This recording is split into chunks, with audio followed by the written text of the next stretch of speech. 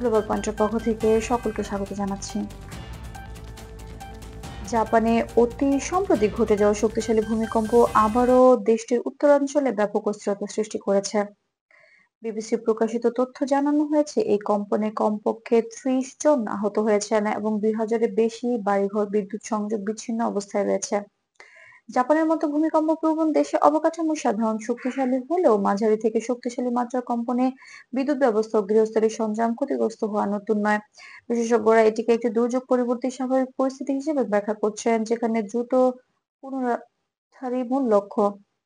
স্থানীয় সময় রাত ১১টা ১৫ মিনিটে আঘাত হানা এই ভূমিকম্পটির মাত্রা ছিল প্রায় ৭.৫। ভূমিকম্পের উৎপত্তিস্থল ছিল হনগু দ্বীপের আওমরি জেলার উপকূল থেকে প্রায় ৮০ কিলোমিটার দূরে এবং সাগরের তলদেশে ৫০ কিলোমিটার গভীরে। এ ধরনের গভীর উৎপত্তিস্থল সাধারণত উপকূলীয় এলাকায় সুনামির ঝুঁকি বাড়াতে পারে। এই ভূমিকম্পের পরপরই জাপানের আবহাওয়া দপ্তর সতর্কতামূলক সুনামি বার্তা জারি করে, তবে পরবর্তীতে পরিস্থিতি পর্যালোচনা করে সেই সতর্কতা প্রত্যাহার করা হয়। ভূগোলগত বাস্তবতা হচ্ছে, জাপান প্রশান্ত মহাসাগরের রিং অফ ফায়ার অঞ্চলে অবস্থিত হওয়ায় দেশটিতে প্রতিদিনই বিভিন্ন মাত্রার কম্পন অনুভূত হয়। বড় ধরনের কম্পন হলে ট্রেনে বিলম্ব, বিদ্যুৎ লাইন বিচ্ছিন্ন হওয়া, পানির সরবরাহ বন্ধ হওয়া কিংবা ঘরবাড়িতে ফাটল ধরার মতো অস্বাভাবিক ঘটনা দেখা যায়। সাম্প্রতিক এই ভূমিকম্পে কয়েকটি রাস্তার অংশ পরীক্ষা করার জন্য বন্ধ রাখা হয়েছে এবং বিদ্যুৎ বিভাগ পুনরায় সংযোগ স্থাপনে কাজ করে যাচ্ছে।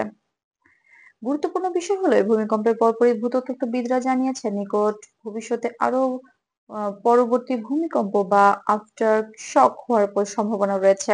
সাধারণত ৭ মাত্রার বেশি ভূমিকম্পনের পর কয়েকদিন থেকে কয়েক সপ্তাহ পর্যন্ত বিভিন্ন আকারে আফটার শক অনুভূত হতে থাকে। তাই স্থানীয় সরকার জনগণকে সতর্ক থাকতে বলেছে এবং ঘরবাড়ির ভেতরে ভারী জিনিসপত্র নিরাপদ স্থানে সরিয়ে রাখতে পরামর্শ দিয়েছে। জাপানের দুর্যোগ ব্যবস্থাপনা সংস্থা জানিয়েছে, আহতদের অধিকাংশই ঘরের ভেতরে পড়ে পাওয়া বস্তু বা হঠাৎ ঝকনিতে খুব সৃষ্ট দুঃখজনক পরিস্থিতির কারণে প্রভাবিত হয়েছেন। তবে সামগ্রিক পরিস্থিতি নিয়ন্ত্রণে রয়েছে এবং পুনরুদ্ধার কার্যক্রম চলছে। দেশজুড়ে উত্তরাধিকারী দল, অগ্নি নিরাপত্তা বাহিনী এবং মেডিকেল ইউনিটগুলো সমন্বিতভাবে কাজ করছে। আন্তর্জাতিক বিশ্লেষকরা মনে করছেন, জাপানের অবকাঠামোগত সক্ষমতা এবং দ্রুত দুর্যোগ মোকাবেলা ব্যবস্থা পরিস্থিতিকে অনেকটা নিয়ন্ত্রণে রেখেছে।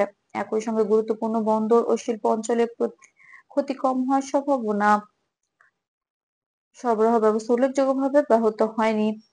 তবে ভূতত্ত্ববিদদের সতর্ক বার্তা অনুযায়ী ভবিষ্যৎ অট্টহাসক মোকাবেলায় প্রস্তুতি বজায় রাখা প্রয়োজন। গ্লোবাল পয়েন্টের আজকের উপস্থাপনা এখানেই শেষ করছি। তবে আন্তর্জাতিক আপডেট পেতে আমাদের চ্যানেলটি সাবস্ক্রাইব করতে ভুলবেন না। ধন্যবাদ।